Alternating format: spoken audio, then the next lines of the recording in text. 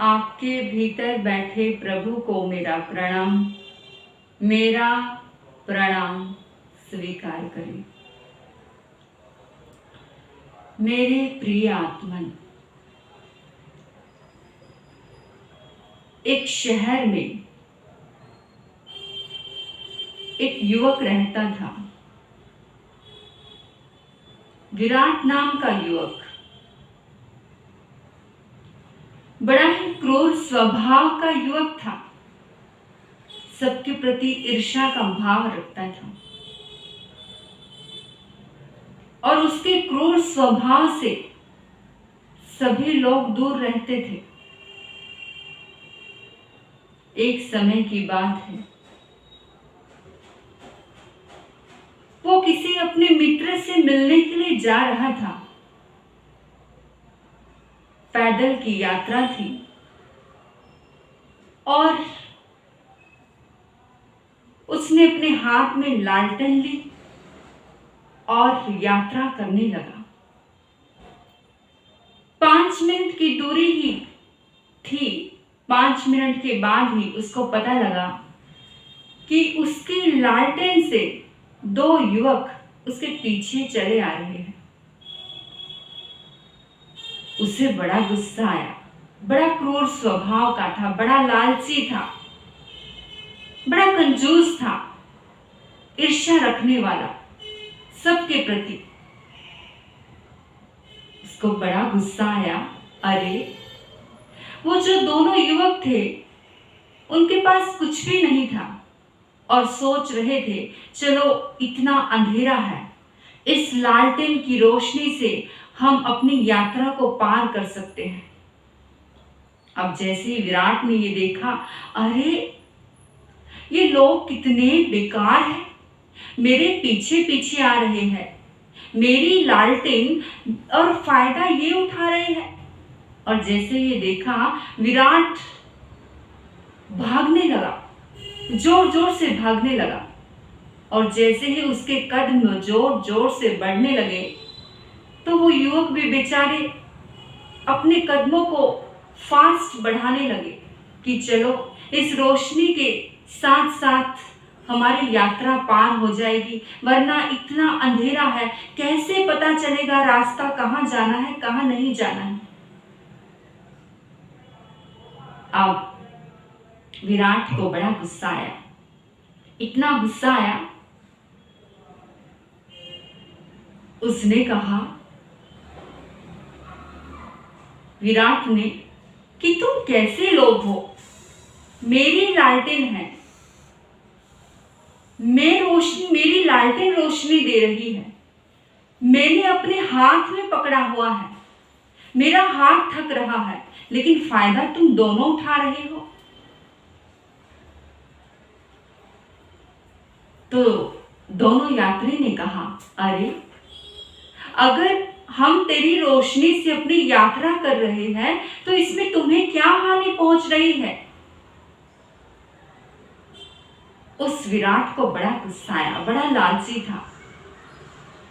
उसने कहा, एक तो मेरी लालटेन से यात्रा कर रहे हो, मेरे हाथ में दर्द हो रहा है, मेरी रोशनी से यात्रा कर रहे हो और फिर भी मुझे ही बोल रहे हो। बड़ा गुस्सा आया। अब उसने मन में विचार किया उस विराट ने और लालटेन ही बुझा दी। और जैसे ही लालटेन बुझाई, मस्ती से चलने लगा विराट। और जो मस्ती से चल रहा था तो आगे बड़ा अंधेरा था, अंधेरे में कुछ दिखाई नहीं दिया, अंधेरे में कुछ दिखाई नहीं दिया और एक खाई में जा गिरा, एक खाई में जा गिरा। और जैसे ही खाई में जा गिरा, यात्रियों को पता लग गया कि आगे बहुत बड़ी खाई है। जैसे ये देखा, वो एकदम से अवेयर हो गए और जैसे विराट खाई में गिरा तो हेल्प के लिए पुकारने लगा। 2 यात्री भागे भागे आए और दोनों ने उसको खाई से बाहर निकाला। उसने कहा, विराट ने कहा, मुझे क्षमा कर दीजिए, मुझे माफ कर दीजिए। मैं तो आप लोगों को दुख देना चाहता था, तकलीफ पहुंचाना चाहता था, हानि पहुंचाना चाहता था, लेकिन देखिए ना, इस प्रकृति का खेल देखिए कि मुझे ही हानि पहुंच गई। इसलिए भगवान महावीर स्वामी ने कहा है कि अगर आप किसी का बुरा सोचोगे तो आपका उसका बुरा हो ना हो, लेकिन दूसरे का बुरा सोच करके आपने अपना बुरा तो कर ही लिया। अगर आप दूसरे का अच्छा सोचोगे तो उसमें आपका ही अच्छा होने वाला है, क्योंकि हम दूसरे के लिए बुरा नहीं सोच रहे हैं। हमको लगता है कि हम दूसरे के लिए बुरा सोच रहे हैं, वो दूसरे के लिए नहीं, अपितु अपने लिए ही बुरा सोच रहे हैं। अगर हम अच्छा सोचते हैं तो वो उसके लिए नहीं, अपितु हम अपने लिए ही सोच रहे हैं, क्योंकि वो वापस कर्म लौट कर आने वाला है। कमरे में बैठकर किसी को गाली दे रहे हैं,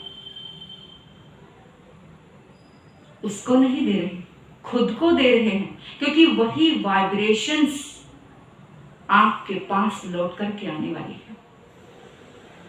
इसलिए कहा जाता है कि अच्छा करोगे तो अच्छा मिलेगा, बुरा करोगे तो बुरा मिलेगा।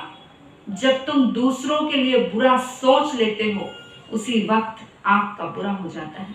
इसलिए अपनी जिंदगी में प्रभु महावीर ने फरमाया कि अगर सोचना ही है, अगर कल मैंने बात की थी कि अगर बोलना है, या तो जितना हो सके मौन रहो, जितना हो सके मौन रहो। किसी व्यक्ति ने कहा कि मौन रहना बड़ा मुश्किल है, बड़ा मुश्किल है, थोड़ा बहुत तो बोलना ही होता है।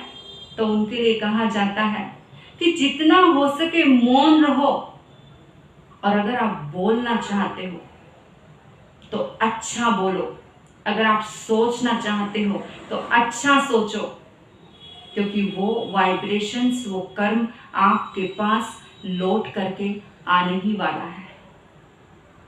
तो हमें इससे यही सीख मिलती है कि अच्छा सोचो, अच्छा बोलो, अच्छा देखो, और जितना हो सके मौन रहो। अगर अच्छा नहीं बोल सकते, अच्छा नहीं सोच सकते, अच्छा नहीं देख सकते, तो मौन रहो।